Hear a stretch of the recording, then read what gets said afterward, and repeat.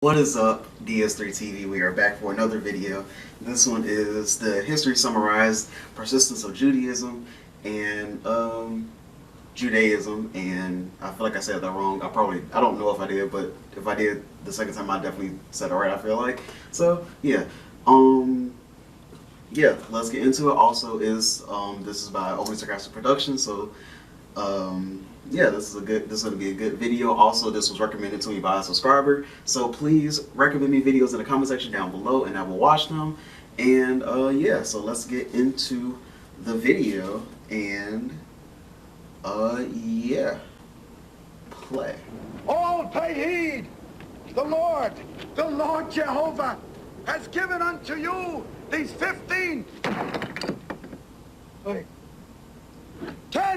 10 commandments for all to obey. Every culture, religion, and empire in history seems to have one glaring misconception that it just can't shake. For example, the misconception of the pirate accent, or how everyone thinks that the ancient Egyptians were obsessed with death when they actually weren't, stuff like that. Yeah, that is true. Much like final exams and the common cold, it's an annoying and largely unavoidable fact of life. In the case of Judaism, the question isn't what's misunderstood, but rather what isn't misunderstood. Today we'll talk about Jewish history, that is, the history of both the Jewish religion and of the Hebrew people.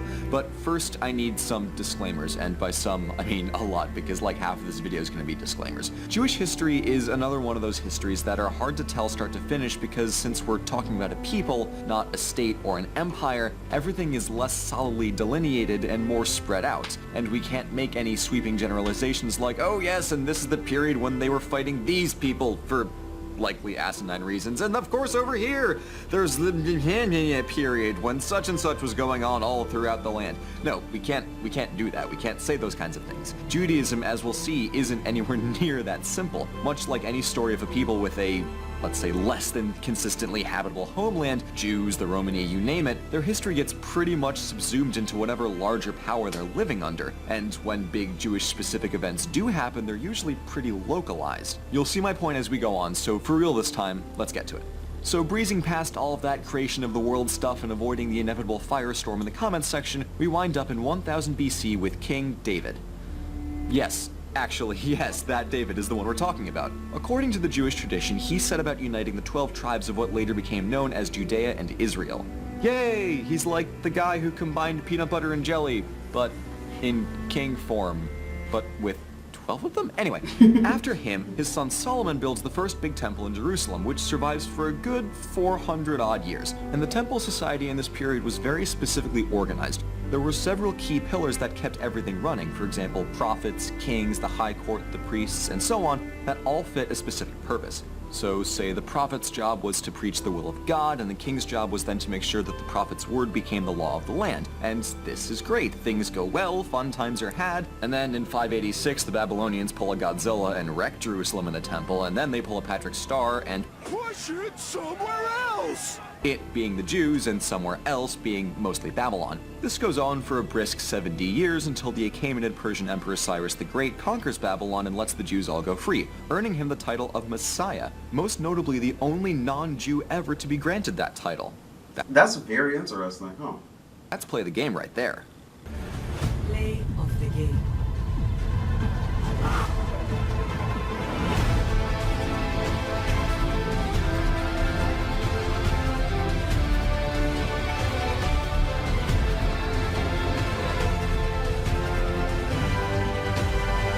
Then after that, the Persians helped the Jews build a second temple in 516 because they're just that classy. In less classy Mediterranean news, the Persian Empire was later yoinked by Alexander the... I'm gonna say 6 out of 10? Like, not great, but pretty good, you know? Anyway, he took over the Persian Empire, and his successors had a really hot and cold relationship with the Jews. One minute they're compiling Greek translations of the Bible, the next they're pillaging their towns. It's a give and take. Well, okay, fine, mostly take.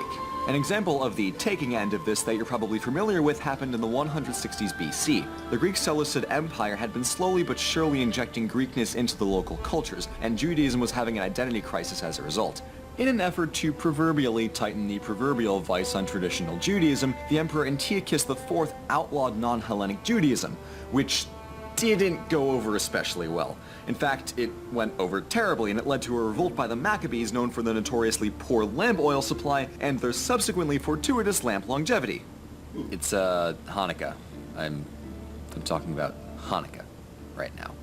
The successful revolt against Greek dominion led to a semi-fruitful century of autonomous Jewish rule in basically Israel, which later ended in Roman occupation. This was more or less fine until it wasn't, as Roman eastward expansion resulted in increasingly harsh treatment of the Jews, which seems to be something of a running theme at this point, and admittedly will continue to be so for the next 2,000 years. In 70 AD, they tried going 2 for 2 on revolts, but wound up going 2 for 2 on getting their temple destroyed instead. So, in the aftermath of the Roman siege and a non-negligible amount of murder, things weren't really looking up, as, to be honest, they generally tend not to in those situations. And it's about at this point that Jewish history enters its second phase, which is generally called the diaspora, in other words, Jews living largely outside of Israel. Many Jews who weren't slaughtered, which you can still, from what I think I remember from one of Geography Now's videos, that you can go to, that if you are Jewish, you can go back to Israel and they will, like, you can get citizenship there. You know, like, really no questions asked, because if you are Jewish, so that's pretty nice. Were sold into slavery or otherwise relocated all around the Roman Empire, which partially explains why there was such a broad distribution of Jews across Europe throughout the Middle Ages and beyond. There's also a sizable migration eastward, but we'll talk about that in a bit. Basically, since Rome, and then leading up until the State of Israel became a thing in 1948, the Jews have been in pretty much a perpetual worldwide exile. That is rough. Not only because you're disconnected from your homeland, but the people whose lands you are living in are liable to treat you like parasites, which historically happened a lot. Since the Great Detempling, Jews have been systematically oppressed on the basis that, well, this here's my land, why should I share it with them? Why don't they just go back to where they're from? Because if they insist on staying with us, then we have every right to push them to the periphery and treat them like trash. And this is exactly what happened. Jewish ghettos were a thing long before the 20th century. Hell, Venice has literally had a place called Jew Island for centuries, which, speaking of, go look at Red's take on The Merchant of Venice for more on that. The quieter bouts of Jewish oppression generally looked a lot like this. Jews could go more or less wherever so long as they lived in the one corner of any given town where only the Jews lived, and because, at least in the case of Europe, it was a largely Christian world, they generally had much fewer rights. This was all well and good until every so often the people in charge decide that they really don't like the Jews and go about giving them the boot. The most famous and protracted instance of this would be the Reconquista and subsequent Spanish Inquisition, which, contrary to what Monty Python would have you believe, you really should come to expect on this channel by now. But we're not there yet. In fact, we actually need to back up 1,000 years first for more context! Yay! Context is great, kids. The second major locus of Jewish population after the first one fell through was Babylon. In the centuries immediately after the Babylonian exile, and especially following the great ganking of the Second Temple, a lot of Jews were kicking it in Babylon. They did a lot of codifying in the Middle Ages and had moved towards a civil structure not unlike the one in the olden days. This situation, good as it was, generally improved under Islamic rule, where Jews were afforded positions of economic and political prestige, and were free to practice their religion however they wanted. For the most part, the Islamic empires were pretty good about tolerance so long as they were people of the book, so to speak, and not pagans. This worked out well because Judaism, unlike medieval Christianity, had no problem being just one religion in the mix. This cultural blossoming reached its height in medieval Muslim Spain, where Jewish living experienced a rare and much-deserved point of peace, during which culture and literature boomed. A famous figure that I'll talk about in a later podcast is my man Moses Maimonides, but for now suffice to say that he is awesome. This neighborly relationship with the Muslims worked out great until the moment that it, well, didn't. See, when the Crusades started up and the Christians had their 2-century-long Deus Vult spam fest, they saw how well the Jews and Muslims were getting along, and sometimes treated the Jews as just as much an enemy as they did the Muslims, with some very slight exceptions. Synagogues were burned, people were slaughtered, all the stuff you've come to expect at this point from the Crusades and from the general depressing trend of Jewish history overall. The worst of it came during the siege of Jerusalem in 1099, when basically the entire city was slaughtered and burned to the ground. Now that one wasn't because they were Jewish, but murdering an entire municipality is, you know, kind of a big deal. Following that, Jews were subject to routine massacres by various European powers. So, not fun. That's what not fun is. By contrast, the more peaceful Europeans essentially saw Jews as little more than a convenient loophole by which to conduct money lending, since Christianity prohibited the lending of money with interest, but Judaism didn't. There also is nothing stopping Christians from restricting Jews from owning property, farming, or otherwise eking out any other lifestyle but money lending. Then, whenever they made too much money for the king's liking, he simply took it for himself and threw them out of the kingdom. Or made up some new law saying that Christians didn't need to pay debts owed to Jews. Basically, when Jews had created enough money by way of interest, the government would exercise their power to scoop it all up. And yes, this is where the stereotype of the money-hungry Jew originated, which you may note is, considering the context, staggeringly unfair. To make a habit of legally pigeonholing Jews into jobs that only involve handling money, and then to make a corresponding habit of taking all of their money, doesn't make Jews obsessed with money. It just makes the person who wrote all of those laws an ass. The less pleasant Europeans, in this case the Spanish, spent several, shall we say, inquisitive centuries systematically oppressing and in some cases burning Jews and Muslims. Because as we've established on this channel, at strategic points in history, Christianity tends to up and decide that it hates sharing the sandbox with anybody. I mean, Islam, to be fair, was prone to doing some of the same things, but they're not the ones serially squashing Judaism right now, so we're not talking about it. This all continued on in various forms in the following centuries up until the modern day, when, after genocide number 1, 2, 3, 4, at least 5, the Jews finally have the state of Israel to call their home again. Kind of. That's its own situation. Okay, so now that we have all of that, I'm going to take a step back from the history itself and attempt to explain why I personally think it is that Judaism and the Hebrew people evolved the way they did.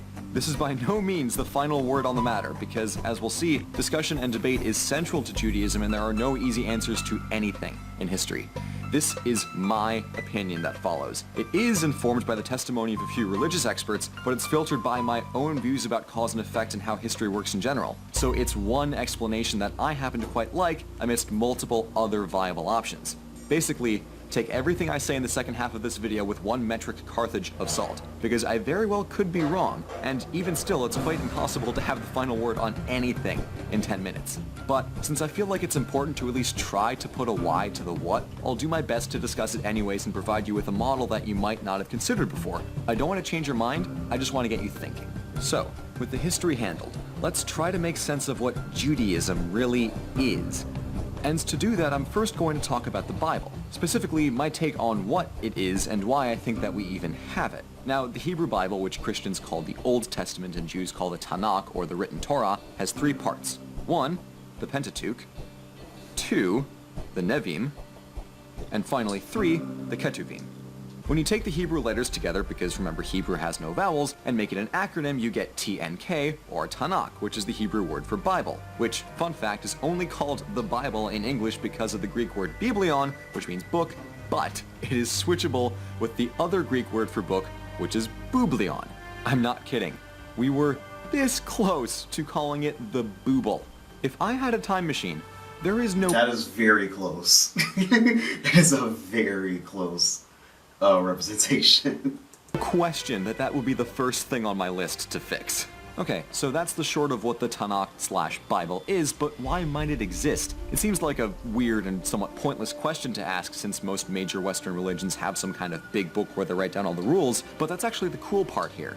Some scholars believe that for the longest time, the Hebrew people were an ethnicity first and foremost, a culture really, and the religion that we call Judaism was just one part of that broader culture. As I explained earlier, the Hebrews had a full temple society with an ethnic identity and everything, but that all fell down during the destruction of the first temple in 586 BC by the Babylonians, and then insult was added to injury in 70 AD by the Romans. Since the world order that had been keeping the Hebrews going for millennia had briefly gone poof, and the rabbis sort of knew that they needed a replacement in case it happened again, which, spoiler alert, it did, they got to work codifying generations of culture into one book before all that infrastructure and tradition abruptly metamorphosed into jam. This, to me, is one reason why we have the Tanakh. Broadly speaking, it's a preservation of centuries of cultural identity that otherwise might have been completely lost.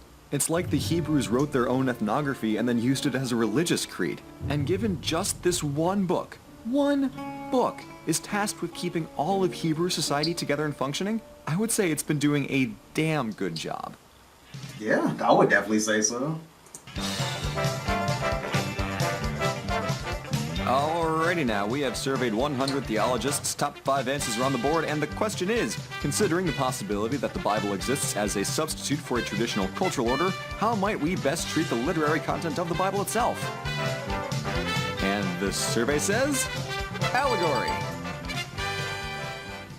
Yes, that's right. So most rabbis you'll talk to will tell you that the Bible works best as a loose allegory. And, I mean, thinking about it, if the goal in codifying generations of tradition is to preserve a social order, a detailed account of the movements behind the creation of the universe isn't the most important thing to include, unless it's there to inform how people should be living their day-to-day lives. For instance, if you ask a Christian about the Garden of Eden story, they'll most likely tell you it's about sin. But then if you ask a Jew, they'll most likely tell you that it's about coping with exile, a theme that a lot of Jews throughout history probably identify pretty strongly with, especially the ones who lived right after the temple got ganked, you know?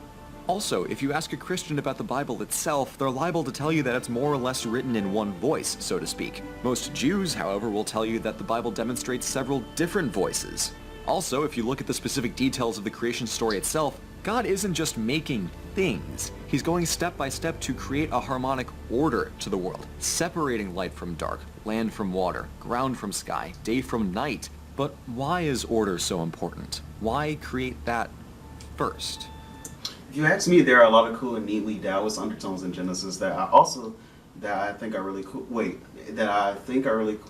There's so much emphasis on creating a balanced harmony to the world. Moral of the story: Taoism is cool, kids. Yeah, I can see that actually. Well, if you ask me, if you're part of a recently detempled community in search of a way to start again, creating order should probably be pretty high on your list. The very beginning of the Torah is all about starting fresh, and if you ask me, that's not an accident. I believe that, like all great stories, the Bible was created to serve a specific purpose and really say something. And I think that purpose of providing life guidance is best served when it's read allegorically. Yeah. Now, side note. With respect to my claim in my previous video about ancient Egypt that the historical evidence for Exodus doesn't really hold up, this allegorical approach solves a lot of the problems that arise from that too. Do I think that everything happened exactly as the Bible described? No, of course not.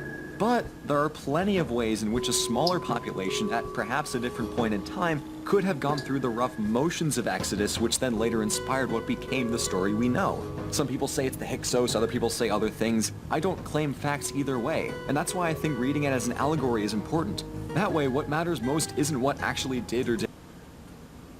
That's kind of how I believe it too, actually. But yes, it's more like I feel like it's more so maybe like as a fact book or allegory, like it's some, like how it says here, like it's some historical facts, but not really, like you shouldn't just take everything by exactly how it's said, because it doesn't mean the exact same thing that it means today. So yeah. Didn't happen. It's about how you interpret it in relation to living a good and just life, and what that story means to you. I obviously don't have any way of knowing what Exodus really meant to the early Jews, but I do think that the story was crafted the way it was and included in the Bible for a specific reason, regardless of its factual grounding. Exodus has a deep emotional relevance to the Jewish people, and I think it's best to treat it more as a story than a history to respect that. Again, that's my opinion, but I do hope you consider it. So the Torah has the written part, but it also has oral parts, and they're called the Talmud and the Midrash. First, there's the Talmud, which is the authoritative source for Jewish law. The Talmud is where you'll find all the rules, most of which come from the Mishnah, a law code written down in 200 AD. It's in the centuries following the Roman conflicts that a lot of Talmudic law gets codified, because remember, books are the next best thing to a functioning temple society, and the Jewish people were, at this point, rapidly running out of temples. So it makes sense to me that there was some kind of added vigor to the codification efforts post-Rome. The rest of the Talmud comes from the Gemara, which is commentary on the Mishnah. And speaking of commentary, the second big component of the oral Torah is the Midrash, which is commentary and analysis on the Tanakh in both legal and non-legal contexts. It's a lot of commentary, I know, but that emphasis on active participation in the text lasts all the way through the modern day, where Jews of all walks of life actively discuss and debate the meaning of the Torah. You might remember in the Christianity video, I briefly touched on how debating the meaning of the Torah is surprisingly central to Judaism, in contrast to the word is final attitude found in some other religions. That's a lot of terms, I know, it's a lot to take in, but what matters most is that you have an appreciation for how damn complex Judaism is. If Christianity can be more or less described as faith in Jesus, Judaism can be described as law. And law is complicated, so Judaism is complicated. And in case you haven't noticed from me talking about this for the past, 20 minutes, laws are damn important. I mean, What did Moses receive from God when he was way up there on the mountain? Rules, laws. Judaism at the most fundamental level is about laws and how to live. That's why nowadays you find what might seem like a surprising number of very culturally devout Jews who follow all of the traditions but don't believe for a second that there's a God. To many Jews, the tradition and the law is far more important than the faith. For almost any other modern religion, that sounds like a brain-melting contradiction. But half of American Jews have doubts about God, compared to 10 to 15% for other religious groups in America. This is part of why I adamantly believe that Judaism is very much an ethnic identity first and a religious one second. If religion plain and simple was the only thing going on here, I'd see no explanation for this whatsoever. Bottom line here is that I have zero chance of saying all of the stuff that I would like to in this video, so I will take it as a big win if I've at least conveyed how tricky to fully understand and uniquely unusual this all is. So yeah, Jewish history is hard to chronicle because it's so much more a history of a people than of a state like Rome, or even of multiple states in the case of Christianity or Islam. Hopefully now you see why the stories of Exodus and Genesis, these stories of exile and of oppression starting new after a crisis again and again for centuries, and simply looking to lead fulfilling lawful lives are so central to not just Jewish faith, but Jewish heritage. You know, now that I think about it, I wonder if the answer to all of this was written on that third tablet. These 15! Well, crap. And finally, as an ending piece for this video, there's a joke that I quite enjoy telling. So there are 4 rabbis. There's one whose name we'll say is Jacob, because sure, why not, whatever. And the other 3, their names don't matter. They're getting into an argument over the meaning of a passage in the Bible. And Jacob says that he thinks it means this, but his 3 other friends say, no, oh, come on, don't be silly, it means this. So Jacob goes up to, mountaintop or whatever, and he says, oh God, if I am correct about, your word, please send me a sign. And then, a couple minutes later, some storm clouds gather and rain a little bit, and then they blow away. The other rabbis say, nothing. That's no sign. Yeah, right, like God's on your side on this issue. And then Jacob goes back to the mountain again the next day and says, oh God, if I'm correct about your will and your word, please send me a bigger sign. And then storm clouds gather much more furiously this time, and then a lightning bolt strikes the ground right in front of the 3 rabbis. And they say, no, we don't buy it. So Jacob's losing his patience here a little bit. And the very next day he goes up to the top of the mountain and he says, oh God, if I am correct, and then a booming voice echoes out from the heavens, he's right! So the other 3 rabbis look over at Jacob, and then they say, okay, so what? Now it's 3 against 2. The turn of the 1500s was an absolutely wild time for the... Well, that was a good video. Yeah, so talk to you guys in the next video, and yeah, peace.